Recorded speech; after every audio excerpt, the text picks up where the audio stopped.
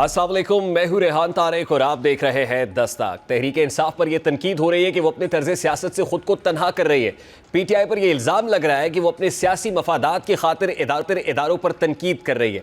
वो इदारों के खिलाफ बाकायदा सोची समझी मनसूबाबंदी के तहत सोशल मीडिया पर मुहिम चलाती है, तो कभी पीटीआई अपने मफाद की खातिर उन्हीं इदारों से राब्ते बढ़ाने की कोशिश करती है। जैसा कि पार्टी के कई रहनुमा इस बात का एतराफ़ कर चुके हैं, वो इदारों के साथ बिला वास्ता और बिलवास्ता राब्ते में है और इन राब्तों पर उन्हें किसी किस्म की कोई शर्मिंदगी नहीं है। इस हवाले से जो कुछ फरमा रहे हैं वो क्या कहते हैं, जरा उसकी एक झलक सबसे पहले आपको दिखाते हैं। अब यही वजह है कि पीटीआई पर यह इल्ज़ाम लगता है कि जहां इसको अपना सियासी मफाद नजर आता है, वहां वो इदारों के साथ मामलात को हल करने के लिए सर धड़ की बाजी लगा देती है और जहां दाल ना गलती दिखाई दे रही हो, वहां इदारों पर इल्ज़ाम तराशी शुरू कर दी जाती है।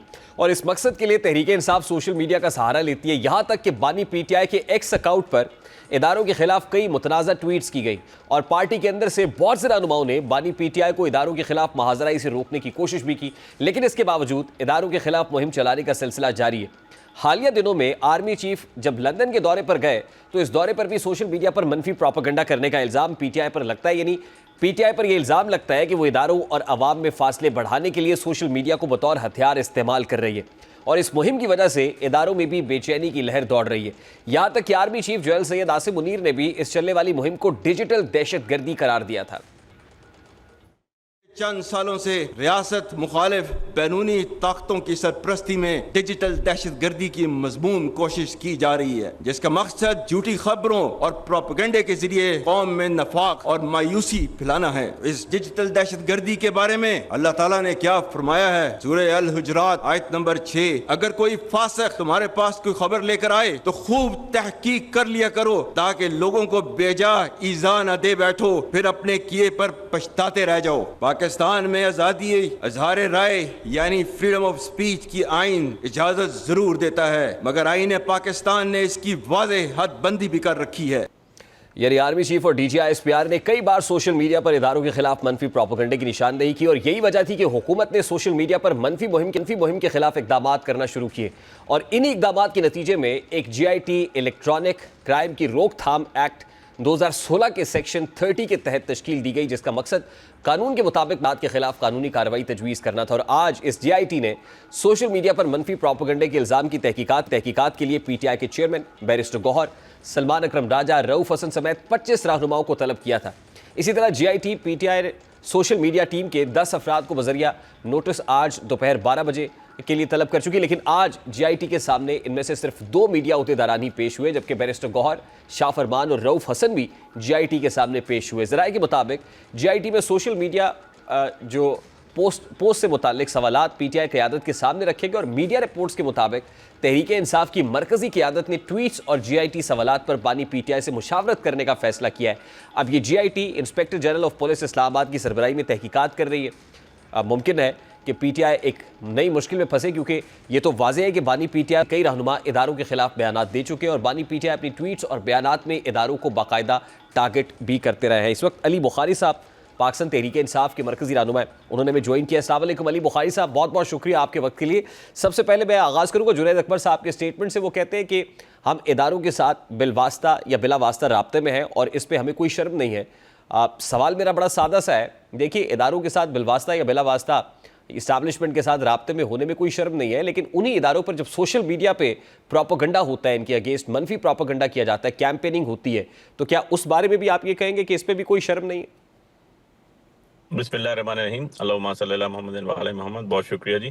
पहली बात तो ये थी कि मैं आपका इंट्रो देख रहा था, आपने तो इंट्रो टोटल वन साइडेड लिया है। बेहतर होता कि आप पहले जो प्लान्स थे या जो क्वेश्चन थे वो पुट कर लेते, उसके बाद अपनी राय देते। अली बुखारी साहब देखिए, other side of the picture के लिए आप है ना सर, देखिए दूसरी तस्वीर के लिए मेरे साथ तो पाकिस्तान मुस्लिम लीग नून या पाकिस्तान पीपल्स पार्टी या हुकूमत या इदारों का कोई शख्स नहीं बैठा हुआ, आप एक जमात के नुमाइंदे हैं। मैंने इंट्रो रख के आपके सामने रख दिया है।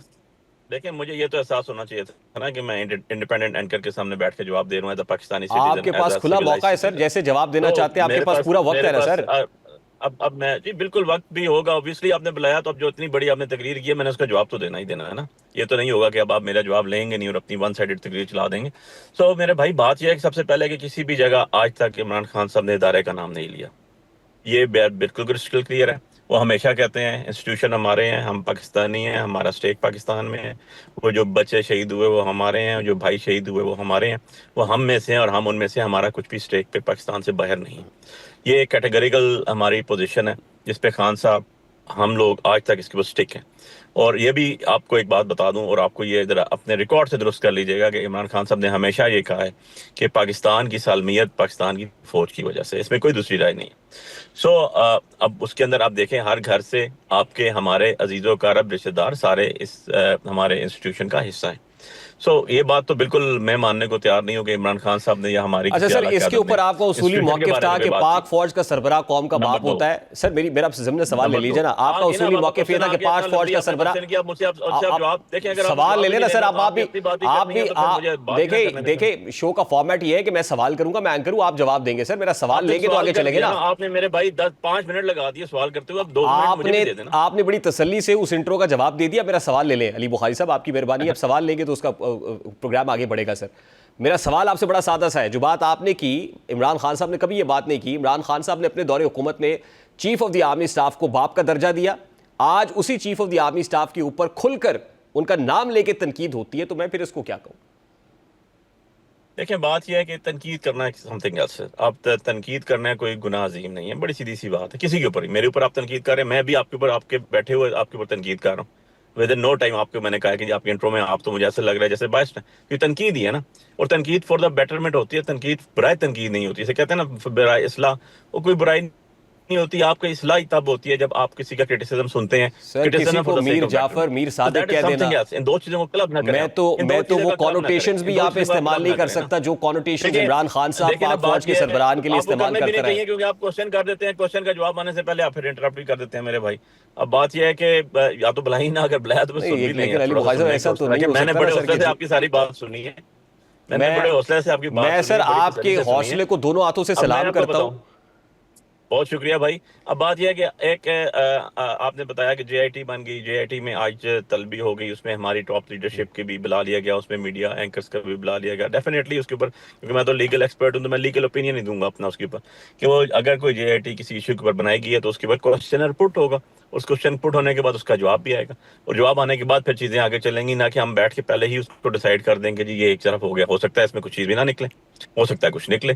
तो ये सारी चीजें होंगी कि जब जेआईटी जॉइंट इन्वेस्टिगेशन टीम जो है वो कोई आपके ऊपर क्वेश्चन पुट करेगी, और क्वेश्चन पुट करने के बाद आपको उसका रिप्लाई फॉरवर्ड करना पड़ेगा, सबमिट करना पड़ेगा। दूसरी चीज बड़ी मुनासिब बात है, जाहिर है जेआईटी के सारे लोग जिनको बुलाया गया है वो लोग जेआईटी के सामने पेश होंगे तो मामला आगे बढ़ेगा ना। उनमें से सिर्फ 2 लोग जेआईटी के सामने पेश होंगे। आज तक किसी कोर्ट ऑफ लॉ में या किसी भी जगह एक दिन के अंदर सारे के सारे पेश भी नहीं हो सकते। आपको याद होगा तो एक जेआईटी बनी थी जिसमें मियां साहब और मियां साहब की फैमिली मरियम सबको बुलाया गया था, एक दिन में उनके भी जेआईटी क्वेश्चंस नहीं हुए, ना हो सकते नहीं। लेकिन उस पे पॉइंट ऑफ व्यू आपका ये आ गया ना कि आपका पॉइंट ऑफ व्यू 12 बंदे को बुला के देखे ना, 12 बंदों को बुला के आप इकट्ठा बिठा के तो नहीं कर सकते उनका। नहीं लेकिन आपकी पार्टी का वर्जन ये है अली बुखारी साहब कि वो लोग यहाँ है ही नहीं, वो बैरून मुल्क बैठे हुए जो सोशल मीडिया ऑपरेट करते हैं, इसलिए वो यहाँ नहीं आ सकते।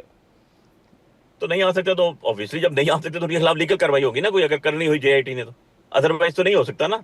अब एक बंदा नहीं है तो अगर मेंबर होगा जो थे, आपने खुद बता दिया अपने इंट्रो में कि वो आए भी हैं और पेश भी हैं और गए भी हैं। So on the other side बात यह है कि जो बंदा नहीं है पाकिस्तान अवेलेबल उसके ऊपर भी होगा। यार ये तो हमारी देखे ना बड़ा भयानक सी हमारी तारीख है। आपको याद होगा कि एक वजीर आजम के भाई जो उस टाइम वजीर आजम थे शायद, या नहीं थे, नहीं वजीर आजम नहीं थे उस टाइम, उन्होंने 50 रुपए का स्टाम्प पेपर दिया और मियां नवाज शरीफ साहब का वजीर आजम साहब इलाज कराने के लिए 4 हफ्ते बाहर गए और वो 50 रुपए के स्टाम्प वैसे अली बुखारी साहब इसमें तो ओनस आपकी है सर, हुकूमत आपकी थी, आपकी कैबिनेट का डिसीजन था कि मियां साहब को बाहर भेजना है पाकिस्तान की। मैं आपको बता रहा हूँ नहीं कैबिनेट का डिसीजन बिल्कुल भी नहीं था। आपकी कैबिनेट ने ये डिसाइड किया था। पेपर पे लाहौर हाई कोर्ट का फैसला है, उनके फैसले के ऊपर गए लाहौर हाई कोर्ट में जाके मियां शहबाज शरीफ साहब ने 50 रुपए का स्टाम्प पेपर दिया जमानत के तौर पे, और वो 4 साल मौसूल। आपका ताल्लुक लीगल फर्टर्निटी से है, आप मुझे बताइए कि 50 रुपए के स्टाम्प पेपर की क्या लीगल वैल्यू है? आपकी कैबिनेट का डिसीजन था कि मियां साहब को बाहर भेजना है सर, और इमरान खान साहब ने खुद कहा कि शीरी मजारी साहिबा की आरजू जो है उनसे मेरा दिल पिघल गया। बिल्कुल भी नहीं। आप जरा विद सब्जेक्ट टू कंफर्मेशन कर लेना, डॉक्यूमेंट्स देखने में एतराज तो नहीं है ना भाई? अच्छा मुझे सिर्फ एक सवाल का जवाब दे दे सर, एग्जिट कंट्रोल। अब आपने सवाल किया तो जवाब सुन लेना। नहीं सवाल मेरा ले लेना तो ले पहले जवाब जी जी। जो आप ही के सवाल ले रहा हूँ यार, मेरा तो जवाब आप आधे में से रोक लेते हैं मुझे। इशू ये है कि मियां नवाज शरीफ साहब बाहर गए, हाई कोर्ट के अंदर सबमिट हुआ 50 रुपए का स्टैम्प पेपर, 4 साल के लिए गए, 4 साल के बाद है। पाकिस्तान की तारीख में ही दूसरी दफा हुआ। पहली दफा हुआ जब नवाज शरीफ साहब बाहर से आए और 10 साल के लिए उनका कंडोन किया गया, जो आपका अगर हैंग सेंटेंस भी किसी को हो जाती है तो 7 दिन में राइट ऑफ अपील होता है, 7 दिन के बाद आपकी अपील फाइल नहीं हो सकती, मौत की सजा के बाद। लेकिन मियां साहब बाहर से आए और 10 साल की सजा उन्होंने डिले जो था उसको कंडोन। मियां नवाज शरीफ साहब का नाम एग्जिट कंट्रोल लिस्ट में था, एग्जिट कंट्रोल लिस्ट से मियां साहब का नाम आपकी हुकूमत के अलावा हाई कोर्ट निकाल सकती थी? बिल्कुल निकाल सकती है। आज भी हमारे खिलाफ लाहौर हाई कोर्ट ने मियां साहब का नाम ईसीएल से निकाला। सुन ले सर, जो हुआ वो बताए ना सर। मैं आपको बता रहा हूँ, अभी कल जरताज गुल साहबा हमारी लीडर हैं, वो गई यहाँ से उमरा करने के लिए, कोर्ट के ऑर्डर पे गई वो। अभी जितने भी आपके पुराने अहमद डोगर साहब हैं, हमारे जो ईसीएल में नाम था, इस्लामाबाद हाई कोर्ट के कहने पे सर, मियां साहब का नाम आपकी कैबिनेट ने ईसीएल से निकाला था। खुदा का वास्ता है सर, खुदा का वास्ता है सर, ऐसे ना करें। जो फैक्ट्स हैं उनको मैनिपुलेट मत करें। आपकी कैबिनेट ने ईसीएल से निकाला था सर। आपको मैं खुदा का वास्ता देके कहता हूँ, सच बोल दे, कह दें हाई कोर्ट ने नहीं निकाला जी, आपकी गवर्नमेंट ने भेजा था मियां साहब को। आप इतनी जुर्रत पैदा करें ना कि मैं कहता हूं जी, आप इतनी जुर्रत पैदा करें कि आप कहें कि हमारी हुकूमत ने मियां साहब को भेजा था। बिल्कुल भी नहीं। मैं कहता हूं हाई कोर्ट के ऑर्डर पे गया हो, आप कह दें कि हाई कोर्ट का ऑर्डर नहीं था। मैं ये कह रहा हूं कि आपकी कैबिनेट ने मियां साहब का नाम ईसीएल से निकाला था, आप फैक्ट चेक कर लें। देखिए ना, कैबिनेट ने अपना डिसीजन लिया होगा मेरे भाई, कैबिनेट के डिसीजन के ऊपर बाहर नहीं जा सकते आप। बाहर तब जाएगा गेंगे आप क्योंकि आप कन्विक्टेड थे। किसी सजा याफ्ता मुलजम को कैबिनेट जेल से नहीं निकाल सकती, उसके लिए कोर्ट निकाल सकती है। सो कोर्ट ने निकाला, कोर्ट ने बाहर भेजा और कोर्ट के अंदर दूसरे भाई ने जाके छोटी दी। चेक तो कर लो यार, मेडिकल बोर्ड के जरा डॉक्यूमेंट चेक कर। आप देखें ना, फिर राइट लेफ्ट की गुफ्तगू करेंगे, मुझे उसका जवाब देना पड़ेगा ना। मतलब आप बहुत सारी चीजों के ऊपर आप सवाल उठाने लग जाते हैं अली बुखारी साहब। मेरा सवाल बड़ा सादा सा है, मैं ये कह रहा हूं कि मेडिकल बोर्ड किसने बनाया था? आपने बनाया था। आपके मेडिकल बोर्ड ने रिपोर्ट दी कि मियां साहब की हालत ठीक नहीं है। नाम मियां साहब का ईसीएल में किसने डाला था? आपकी हुकूमत ने डाला था। नाम ईसीएल से निकाला किसने? आपकी कैबिनेट ने निकाला था। ये 2 + 2 = 4 है सर, ये सीधी सीधी बात है। देखिए ना, नहीं, आप आधी बात कर रहे हैं ना। वो हाफ क्या कहते होते हैं, आधे half glass of water not consider as a full glass of water. आप हाफ की तो रिस्पांसिबिलिटी ले लें। वो बाहर गए नहीं, आपकी रिस्पांसिबिलिटी ले लें सर। गवर्नमेंट पे डाल रहे हैं आप, हमारी गवर्नमेंट पे डाल रहे हैं रिस्पांसिबिलिटी। बिल्कुल जो बातें आपने की ठीक है, मेडिकल बोर्ड हुआ, मेडिकल बोर्ड के रिपोर्ट सही, सारी बातें दुरुस्त हो गई। भाई बाहर कैसे गया वो? किसको छोटी दे गया था? गवर्नमेंट को नहीं, पंजाब हाई कोर्ट को लेके गया था छोटी। किसने दी? भाई ने। क्या रिकॉर्ड का हिस्सा नहीं? ये श्योरिटी आपकी मेडिकल रिपोर्ट्स की रोशनी में दी गई। कितने? सर खुदा का खौफ करें, 4 हफ्तों के लिए गए थे मेडिकल रिपोर्ट पे, 4 साल लगा। तो मियां साहब को वापस ले आते फिर आप। 4 साल के बाद आप मियां साहब को वापस ले आते सर। देखें, ऐसे नहीं होता। जो 2 बातें आप मिक्सअप कर रहे हैं ना, आप जो मुल्क से बाहर जो लोग रहते हुए हैं उनके ऊपर क्या मुल्क का कानून लागू होगा, और अगर लागू होगा तो क्या हम उनको लेकर आएंगे, ये एक अलग डिबेट है। ठीक है, आप किसी को बैठ के रिचर्ड गर्नायर वहां से अगर बैठ के ट्वीट करते तो आप उसके खिलाफ पर्चा कर देते यहाँ। ठीक है, ऐसी बात नहीं है। बात यह है कि जो चीजें आपकी लॉ परमिट करती है आपने वो करना है, जो चीजें लॉ परमिट नहीं करती वो आप नहीं कर सकते। अगर आपके लॉ ट्रीटी है और ट्रीटी के तहत आप लेकर आ सकते हैं तो गो अहेड, आप जाएं लेकर आए। हम तो किसी को डिफेंस करने की कोशिश नहीं कर रहे, हम तो नहीं कह रहे, मैं तो किसी को डिफेंड नहीं कर रहा हूँ। ठीक है ना, या मैं किसी को डिफेंड करने बैठा हूं। मैं तो आपको एक रियलिटी पार्टी की हकीकत बता रहा हूं कि जी what is our party stance. Party stance क्या? आपने खुद अपने इंट्रो में बता दिया कि गौहर ने, बैरिस्टर गौहर चेयरमैन ने क्या आज आपको सामने स्टेटमेंट दी, और वो खुद अपीयर हो गए, सलमान राजा भी अपीयर हो गए, general secretary of the party. So main hierarchy of the party जो है वो तो आपको अच्छा, ये जो हायरार्की ऑफ द पार्टी है सर, मेरा बड़ा सादा सा सवाल है अली बुखारी साहब। बैरिस्टर गौहर चेयरमैन पीटीआई है, लेकिन बैरिस्टर गौहर कोई डिसीजन नहीं ले सकते। आज भी उन्होंने कहा जीआईटी को क्या जवाब देना है, जाके बानी पीटीआई से पूछेंगे। तो आपकी अपनी पार्टी के अंदर डेमोक्रेसी नहीं है, पार्टी के अंदर कोई फंक्शनरीज नहीं है, कहीं कोर कमेटी कंसेंसस के साथ कोई डिसीजन कर ही नहीं सकती। हर फैसले के लिए आपको बानी पीटीआई से पूछना पड़ता है सर।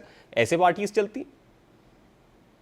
बिल्कुल ऐसे ही चलती हैं पार्टी जी, क्योंकि आपका बैठा हुआ वज़ीर आज़म और आपकी बैठी हुई वज़ीर आला कहती हैं हम रायबट जाएंगे, पहले मियां साहब से पूछेंगे, मियां साहब से पूछ के आएंगे, वो इजाजत देंगे तो फिर करेंगे। आप उन्हीं के फॉलोअर्स हैं, लीडरशिप उसके पास, आप उन्हीं के फॉलोअर्स हैं। अच्छा, पैरोकार हैं आप उनके? नहीं, हम तो बताते हैं। देखिए, हम तो पॉलिटिकल लोग हैं ना, हम तो पॉलिटिकल। कैसे पॉलिटिकल लोग हैं सर आप? कैसे डेमोक्रेटिक लोग हैं आप? कोई डेमोक्रेटिक डिसीजन ही नहीं कर सकते आप। अब आप सुन लेना, बता रहा हूँ, हम विरासती पार्टी का हिस्सा तो नहीं है ना, यहाँ बिल के ऊपर बन के आए हैं किसी की विरासत के ऊपर, और विरासतनामा बना और स्टाम्प पेपर है, तो ये तो हमारी पार्टी तो है ही नहीं, वो तो अदर टू पार्टीज है।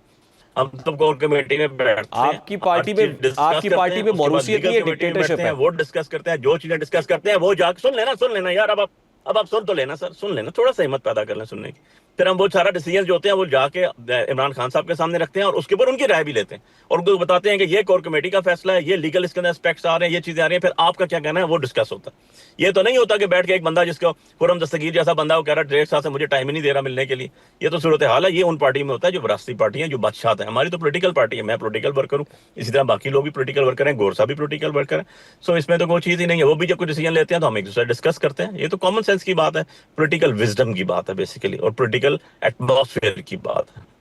लास्टली अली बुखारी साहब, अब पॉलिटिकल विजडम क्या है आपका? क्या करना आपने? इस्टेब्लिशमेंट से बात करनी है जिस पे बात करने में कोई शर्म नहीं है, या एहतजाज करना है उनके अगेंस्ट, या सोशल मीडिया पे कोई प्रोपेगेंडा करना है? What is the way forward now? देखें यार, आपकी सारी बातों का एक जवाब आ गया। कल आपने देखा होगा कि हमारे एक बहुत आला बाला सिटिंग मिनिस्टर जो हैं वो एक ये हुए थे लंदन में यूनिवर्सिटी के फंक्शन में, जहाँ जिस तरह उनको बुलाया गया वो तो आपने देख ही लिया होगा। उनके बारे में तो ये आप जमहूरियत आप उसको कहते हैं जो सिटों वाले उनको बाहर किया हो। This is not a part of a democracy. This is not the real democracy. जब हकीकी जमहूरियत होती है और जमहूरी हकीकी आज़ादी होती है तो लोगों को right of freedom, right of speech, right of protest हर चीज़ दिया जाता है जो हमारा कॉन्स्टिट्यूशन उसको अलाउ करता है। तो कॉन्स्टिट्यूशन के कदगन नहीं है, कोई रोक टाक नहीं है। हाँ, well with in the limits, peaceful अंदाज के साथ, और हमने हमेशा पीसफुल बात ही की है, पीसफुल एहतजाज ही किया है। देखें, हम एक पोलिटिकल वर्कर है ना, हमारे पास डंडा तो नहीं है। हम पॉलिटिकल गुफ्तगू करेंगे। अब ग्रैंड अलायंस बन रहा है अपोजिशन का, सारी अपोजिशन के साथ बात करेंगे, सबको लेकर चलेंगे, सारी पार्टीज को उसके अंदर रोल होगा, उनकी इनपुट होगी, उसके बाद आगे जो भी लाया अमल होगा वो बनाया जाएगा। बहुत बहुत शुक्रिया अली बुखारी साहब आपके वक्त के लिए। पाकिस्तान तहरीक इंसाफ बुखारी साहब हमारे साथ मौजूद थे। Let's take a very quick short break, और ब्रेक के बाद जब वापस आएंगे तो अमेरिका को एक हाई वैल्यू टारगेट की हवालगी के बाद इसके इम्प्लीकेशंस क्या हो सकते हैं, सब बात करेंगे इस ब्रेक के बाद।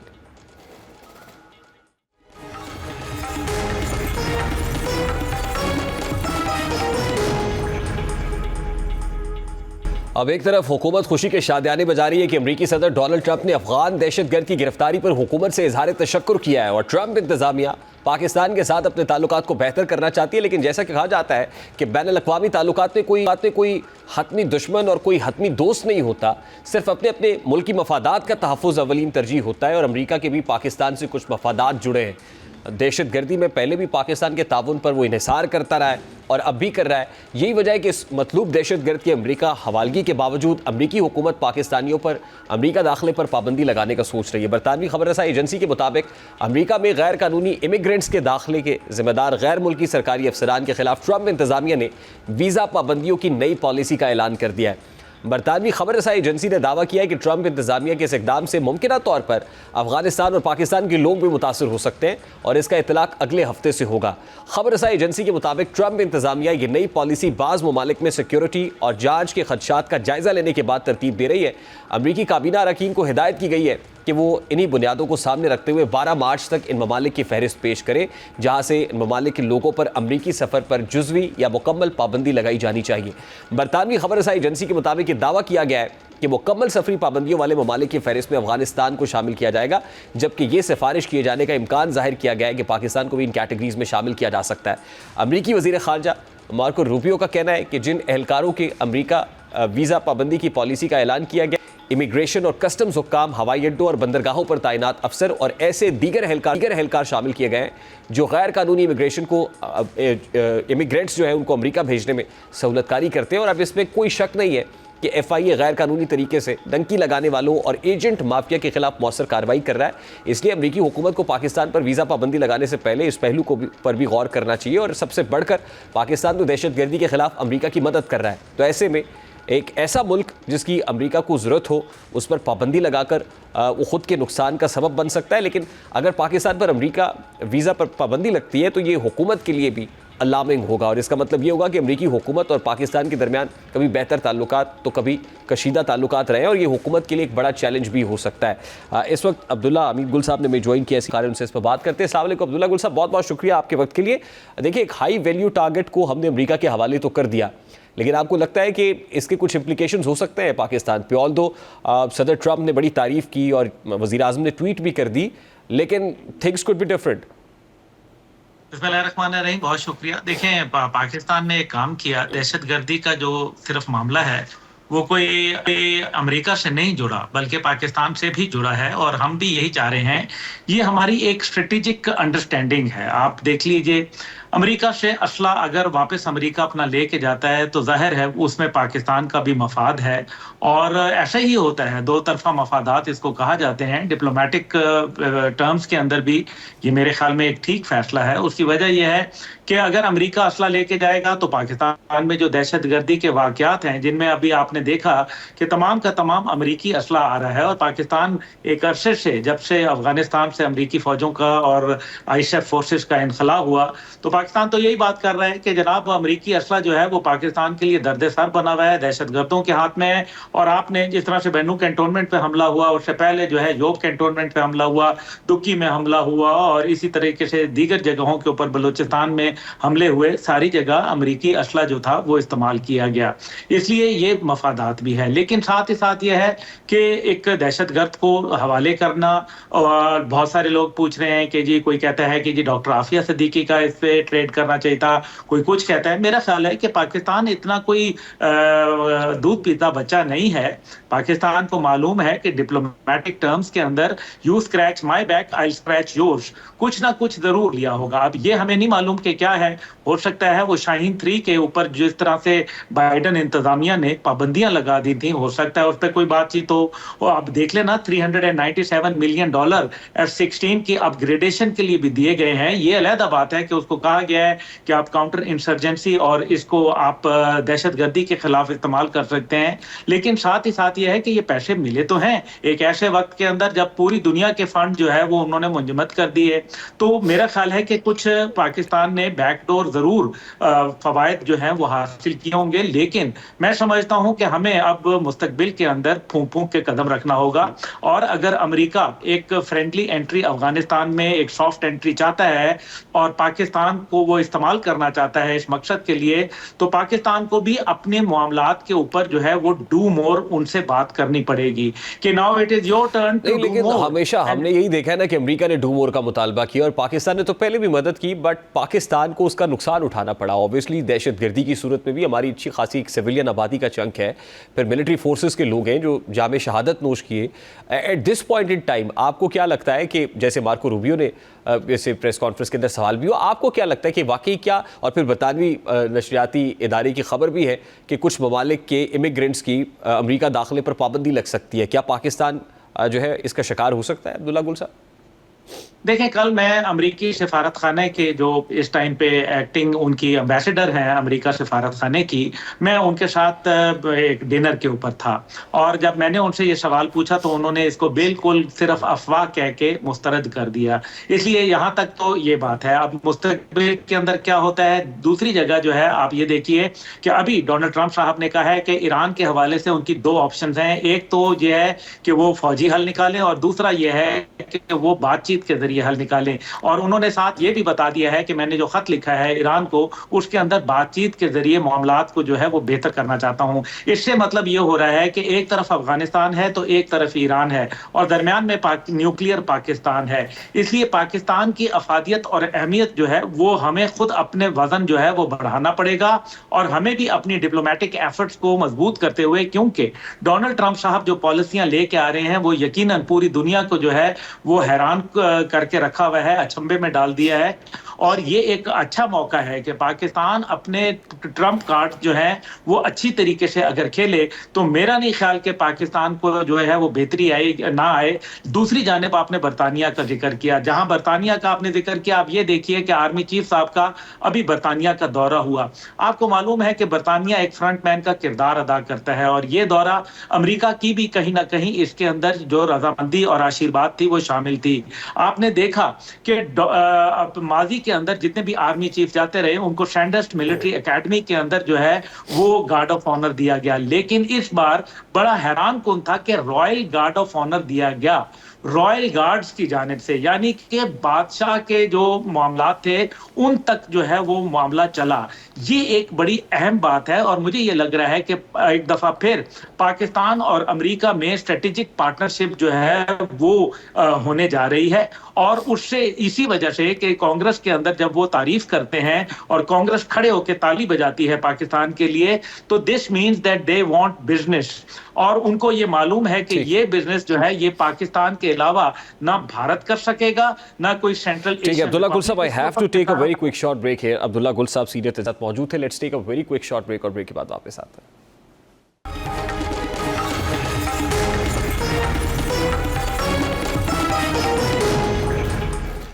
जैसे जैसे टेक्नोलॉजी की दुनिया तरक्की करती जा रही है, नए नए मोबाइल फ़ोन्स, कंप्यूटर्स और मुख्तलिफ ऐप्स सामने आ रही हैं। इनमें कुछ ऐप्स या टेक्नोलॉजीज़ तो ऐसी होती हैं कि देखकर अकल दंग रह जाती है कि क्या ऐसा भी मुमकिन है।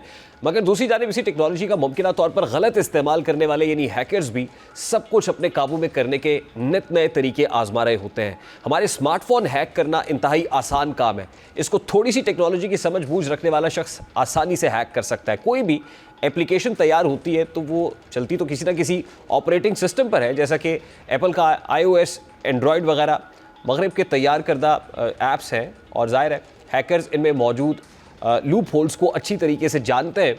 बाज़ औक़ात तो ऐसा लगता है कि कुछ भी इन हैकर्स की पहुंच से दूर नहीं है। अब पैगामात भेजने वाली मोबाइल ऐप व्हाट्सएप को ही देख ले, इस ऐप के बारे में कहा जाता रहा है कि ये महफूज है और इसे हैक नहीं किया जा सकता, ये एंड टू एंड इनक्रिप्टेड है। लेकिन अब मुल्क में व्हाट्सएप की हैकिंग के वाक़यात में भी तेज़ी से इजाफा हो रहा है। वज़ारत दाखिला के मुताबिक 1 जुलाई 2024 से 2025 के आगाज़ तक व्हाट्सएप हैकिंग की 1426 शिकायत FIA साइबर क्राइम को मौसूल हुई। वज़ारत दाखिला का बताना है कि FIA साइबर क्राइम विंग ने 549 अकाउंट्स को बहाल कर दिया, जबकि 877 शिकायत पर काम कर रहा है। अब हैकर्स के शर से व्हाट्सएप भी महफूज नहीं रहा। जासूसी के लिए एक इजरायली कंपनी का तैयार करदा सॉफ्टवेयर जिसका नाम पेगासस है, इसका इसी काम के लिए इस्तेमाल होता है। दुनिया भर में अनगिनत केसेस हैं इसके इस्तेमाल के हवाले से जिसमें ये सॉफ्टवेयर इस्तेमाल किया जाता है। उसके शवाहिद भी मौसूल हुए और इस सॉफ्टवेयर का इस्तेमाल अमूमन व्हाट्सएप या आई मैसेजेस जैसी ऐप्स को कंट्रोल करते हुए हैकर्स आपको कॉल करते हैं या मैसेज करते हैं, और इस बात से फ़र्क नहीं पड़ता कि आपने कॉल रिसीव की हो या आपने मैसेज खोल के पढ़ा हो, पेगासस आपके मोबाइल में खुद ब खुद इंस्टॉल हो जाता है। मुबैना तौर पर मुत्तहिदा अरब अमारात, मैक्सिको और बहरीन में हैकिंग के केसेस में ऐसा हो चुका है। दुनिया भर में मुख्तलिफ हुकूमतों को भी इन इल्ज़ामात का सामना है कि उन्होंने इस सॉफ्टवेयर को ऑपोजिशन लीडर, सहाफ़ियों और एक्टिविस्ट की जासूसी के लिए इस्तेमाल किया है। ऐसे ताकतवर सॉफ्टवेयर को फ़ोन से हटाना भी इंतहाई मुश्किल काम है। ऐसा शायद फ़ोन की रीबूटिंग के ज़रिए मुमकिन हो, लेकिन इसकी भी कोई गारंटी नहीं है, क्योंकि जासूसी के लिए इस्तेमाल होने वाले कुछ ऐप्स फ़ोन के हार्डवेयर में इंस्टॉल हो जाते हैं। और PTI की रिपोर्ट के मुताबिक पाकिस्तान में 15 करोड़ 90 लाख से ज़ायद अफराद मोबाइल फ़ोन इस्तेमाल करते हैं और इनमें से पेशतर के पास एंड्रॉयड फ़ोन्स ही है। मोबाइल फ़ोन की स्क्रीन पूरी दुनिया से राब्ते का एक तेज़ तरीन ज़रिया है। जहाँ ये इतनी बड़ी सहूलत है, वहीं एक अहम और संगीन मसला मोबाइल फ़ोन की प्राइवेसी का तहफ़्फ़ुज़ है, यानी आप जो कुछ अपने मोबाइल पर करते हैं उसे दूसरों की पहुंच से कैसे बचाया जाए।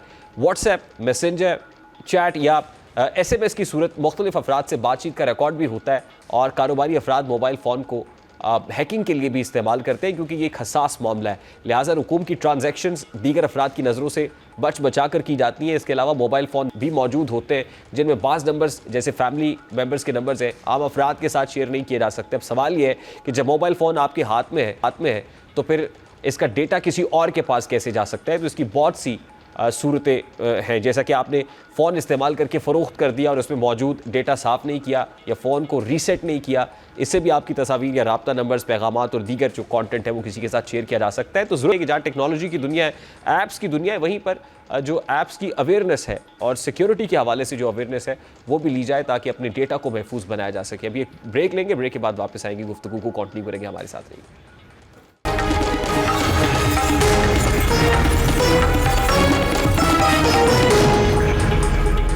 24+ हमारा डिजिटल मीडिया प्लेटफॉर्म है जहां मुख्तलिफ शोबा ज़िंदगी से ताल्लुक़ रखने वाले अफराद के साथ हम पॉडकास्ट रिकॉर्ड करते हैं। हाल ही में हमने इंजीनियर मोहम्मद अली मिर्ज़ा से जेहलम में उनकी कुरान और सुन्नत अकेडमी में पॉडकास्ट किया है। ये पॉडकास्ट लगभग 1 घंटा और 50 मिनट पर मुश्तमिल है। 2 पार्ट्स में इस पॉडकास्ट को 24+ के प्लेटफॉर्म पर देखा जा सकता है। जो इसका पार्ट 1 है that is already been published, वो 24+ पे आप देख सकते हैं, और जो पार्ट 2 है वो कुछ ही देर में यानी चंद मिनट्स में 24+ के ऊपर पब्लिश हो जाएगा। जाएगा, आप बासानी देख सकते हैं। और इस पॉडकास्ट के अंदर हमने इंजीनियर मोहम्मद अली मिर्ज़ा से उनकी ज़ाती ज़िंदगी, उनके करियर, वो किस तरीके से मुबल्लिग बने हैं, मुहक्किक कैसे हुए, एक इंजीनियर से एक इस्लामी मुबल्लिग तक का सफ़र, और फिर कुछ कंट्रोवर्शियल डोमेन के जो सवालात जो पर्टिकुलरली इंजीनियर मोहम्मद अली मिर्ज़ा की ज़ात से जुड़े हुए हैं, ये भी पूछे हैं। उसकी एक हल्की सी झलक हम आपको याद दिखा देते हैं और फिर रिमेनिंग पॉडकास्ट आप 24+ देख सकते हैं। उन्होंने बताया कि उन्होंने इमाम काबा की इमामत में नमाज क्यों नहीं पढ़ी और उसकी तौजीह क्या पेश की। सबसे पहले ज़रा उसकी एक झलक आपके सामने रख देते हैं।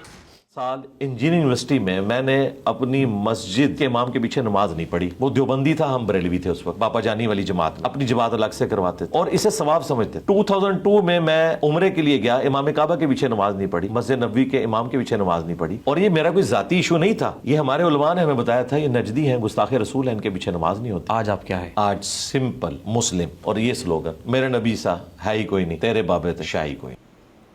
इंजीनियर मोहम्मद अली मिर्ज़ा ने इसमें मुनकशिफ किया कि मैं हाथ छोड़कर भी नमाज अदा करता हूँ और हाथ बांध कर भी नमाज पढ़ता हूँ, और उसकी क्या रीज़न है वो भी उन्होंने अपने इस पॉडकास्ट में बयान किए।